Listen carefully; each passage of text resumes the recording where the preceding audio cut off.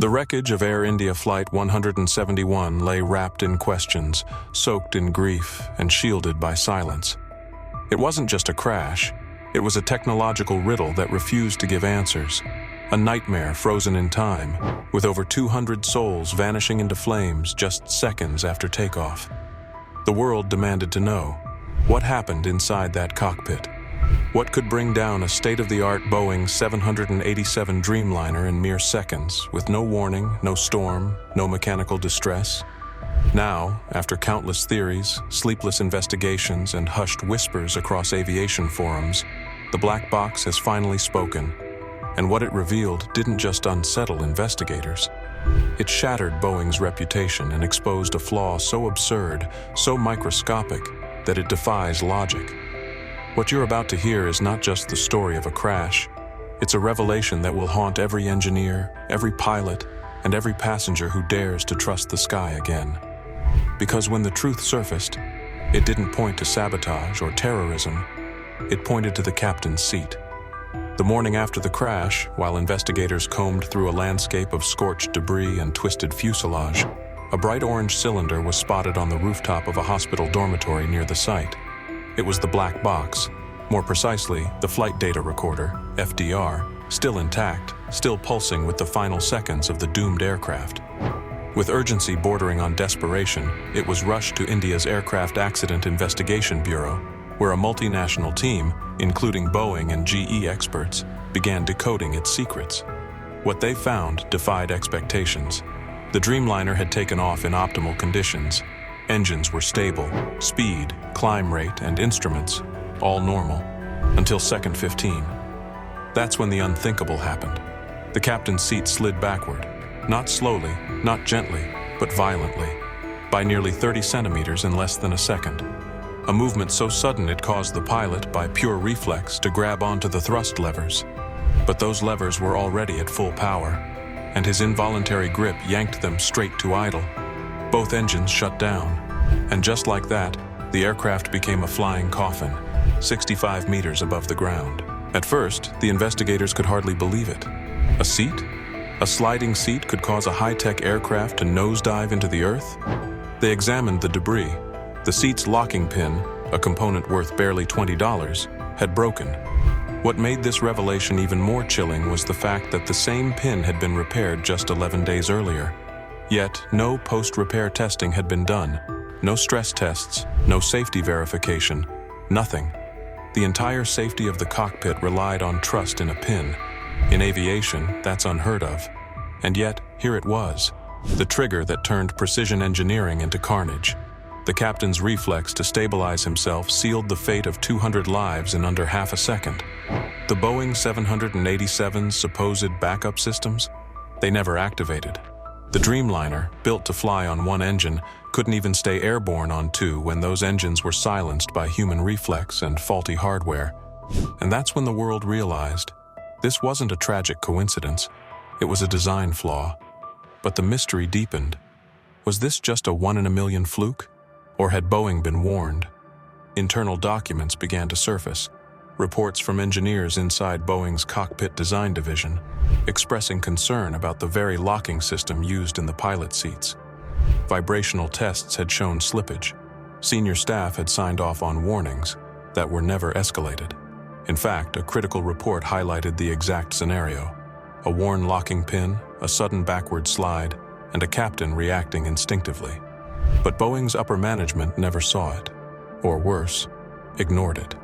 The Dreamliner had no mechanical lock to prevent both engines from being reduced simultaneously by human reflex, and that meant the system allowed a fatal input, not because it failed, but because it obeyed. The plane did exactly what the human told it to do, and that's exactly why it crashed. This wasn't just an engineering oversight. It was a systemic failure, one that placed cost-cutting, production speed, and bureaucracy over human life. The crash of AI 171 wasn't an isolated incident.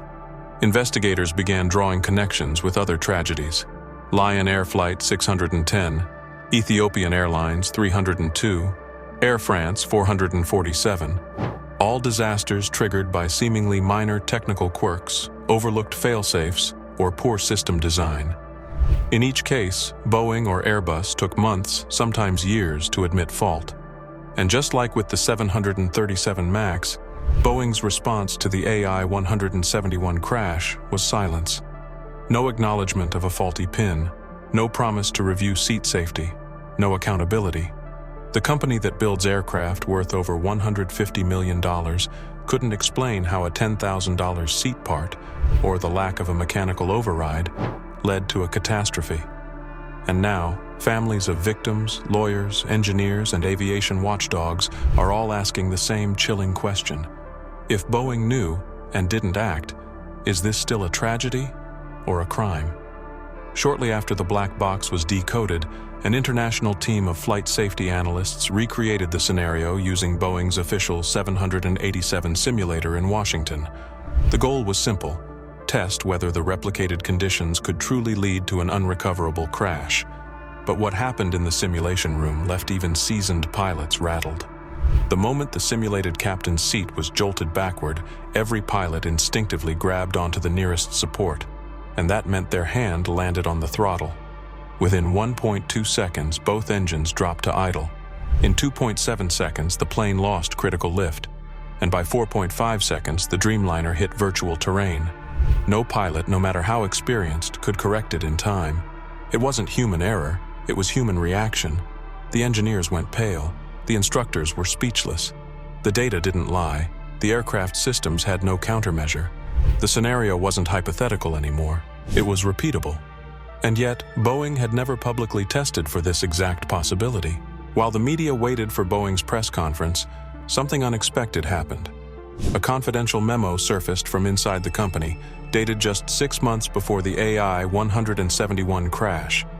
It outlined concerns raised by 2 senior flight engineers about throttle linkage vulnerabilities in low-altitude rollout phases, a cryptic but unmistakable reference to the very behavior seen in the crash.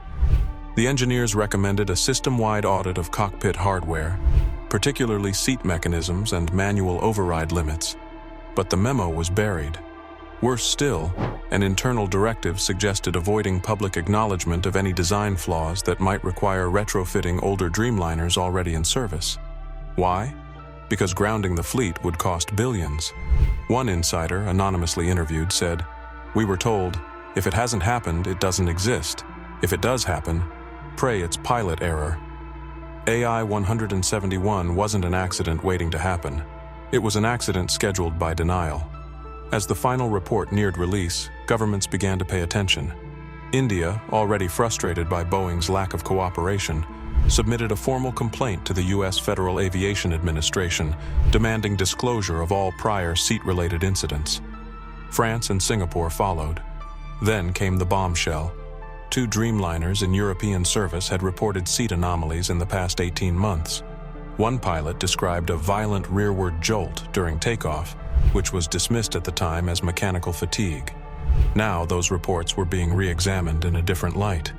Insurance companies, already weary from the 737 MAX crisis, began investigating whether Boeing withheld key safety data.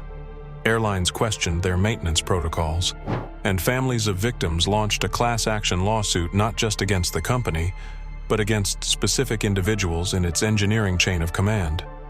The crash was no longer a tragedy confined to a flight number. It had become a global reckoning.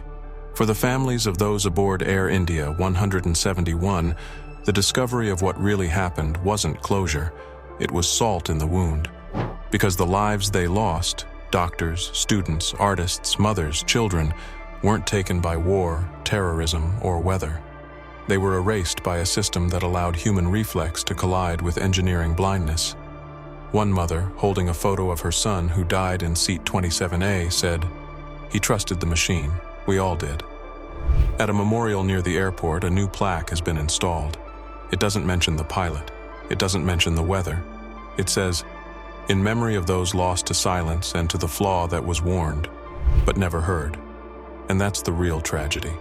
Because this wasn't just a malfunction of metal. It was a malfunction of trust. In the end, what brought down Air India 171 wasn't a thunderstorm, a terrorist act, or a failing engine.